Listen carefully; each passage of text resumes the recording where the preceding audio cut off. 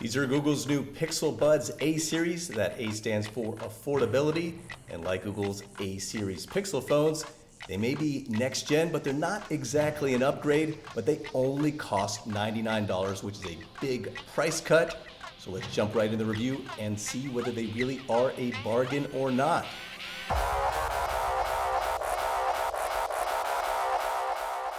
As I said, looks-wise, not much has changed. They feature the same likable design as the Pixel Buds 2 with that integrated sport fin and relatively discreet look. They don't stick out of your ears as much as other earbuds do. There are some small differences, however.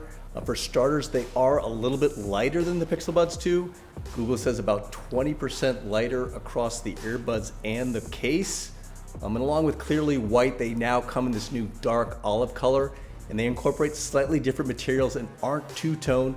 The inside of the buds have a glossy as opposed to a matte finish, and its color matches the color of the outside of the buds. Additionally, the inside of the case also has a glossy finish, and its color matches the color of the buds. The other thing you'll notice is that the nozzle that you attach the ear tip to is now made of plastic instead of metal, which presumably is more durable. The case is the same, it's nice and compact, but unlike the Pixel Buds 2, the A series does not have wireless charging, just USB-C charging. These are also missing the swipe for volume control feature. You can't run your finger across the bud to adjust volume. You now have to use the volume controls on the device you're streaming with or access Google Assistant, then tell it to raise or lower the volume. The A series doesn't have the attention alerts feature that detects certain ambient sounds like a baby crying, dog barking, or an emergency vehicle siren, and alerts you to those sounds while you're wearing the buds. I have a feeling that not too many people bothered with that experimental feature, but a lot of people like the swipe to control volume feature. Personally, I can live without it for the price reduction. The last little design changes I should mention are that these have 2 charging pins as opposed to 3 on the Pixel Buds 2. And there's also a sensor on the Pixel Buds 2 that isn't on these guys.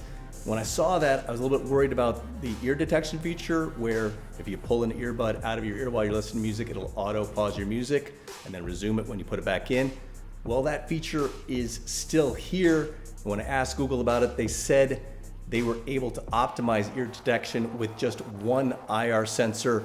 And so little changes like that can help reduce the weight of the earbuds just a tad. Like the Pixel Buds 2, these are equipped with Bluetooth 5.0, but they're powered by a new chipset. When the Pixel Buds 2 first came out, there were widespread complaints that the wireless connectivity wasn't rock solid. People were getting some dropouts. And while subsequent firmware upgrades improved performance, Google appears to have addressed any connectivity issues with the A series. I had no dropouts during my 3 days of testing, so in that sense, they are upgraded. As far as I can tell, they sound the same as the Pixel Buds 2, or very similar anyway. To get optimal sound, you do need a tight seal, but you should be able to get one with one of the 3 different sized ear tips. These are relatively lightweight and comfortable to wear, and they stayed in my ears well. They have an IPX4 water resistance rating, which means they're splash proof, and I had no issues running with them or using them at the gym. They sound quite good overall, with ample bass that's not loose or bloated, and these have decent clarity, although there's just a touch of treble push that can lead to some edginess on less well-recorded tracks. They don't have the richer, more open and refined sound of higher-end earbuds like Sennheiser's Momentum True Wireless 2 or Sony's WF-1000X series, but their sound measures up well against other earbuds in this price range. There's a bass boost mode that I did prefer, along with an adaptive sound mode that automatically raises and lowers volume according to the amount of ambient noise around you, but the EQ options are pretty limited. These support streaming using the AAC codec, which both Apple and Android devices use for audio streaming, but there's no aptX streaming for Android devices that support that audio codec. And those of you looking for multi-point Bluetooth pairing, that's not here either. That feature allows you to pair headphones with a PC and smartphone simultaneously for easy switching between the two.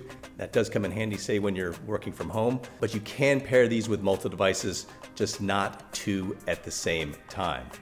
They should work well for a variety of music genres, but I did notice they were a bit challenged when I hit them with some complicated rock tracks where a lot of instruments were playing at the same time. Again, they weren't quite as natural sounding or as articulate as higher end earbuds, but I think most people will be really happy with their sound. I did think these were really good for making calls. To test call quality, I hit the streets of New York and made calls while traffic was passing by. The buds did a very good job reducing a lot of the background noise during calls, and callers said they could hear my voice clearly. For calling, they measured up well against the AirPods Pro, so they seem top-notch in the headset department. The battery life remains slightly underwhelming for non-noise canceling earbuds. They're rated at 5 hours at moderate volume levels, and you can get an extra 19 hours from the charging case. As I said from the outset, this is a bit of an unusual product because it's next gen, but not really an upgrade for owners of the previous model. But it's a smart move by Google as it tries to expand its audience for its true wireless buds. This sub $100 price point is where it needs to play. You've got Samsung's Galaxy Buds Plus selling for around $110, and then there are the Anker Liberty Air 2 Pro earbuds and Amazon Echo Buds at $130. Both of those feature active noise canceling, but they're already being discounted to $100 sometimes, so they are direct competitors. I don't know if the Pixel Buds A are necessarily any better than those guys. It kind of depends on just how good they feel in your ears. But when you factor in their strong design, good sound quality, and excellent headset performance, the A series are a very good value at $99 and a great choice for Android users. Although they work with Apple iOS devices, there's no companion app for Apple users, so you should probably steer clear unless you have an Android device for doing firmware upgrades. But what do you guys think? Are you okay with the corners Google cut to get the price down? And who's disappointed Google didn't come out with true next-gen Pixel Buds that add active noise canceling and improve sound, albeit for probably double the price? Let me know what you think in the comments section. And if you found anything redeeming about this video, hit the like button and subscribe if you haven't already. I'm David Carnoy for CNET. Thanks for watching.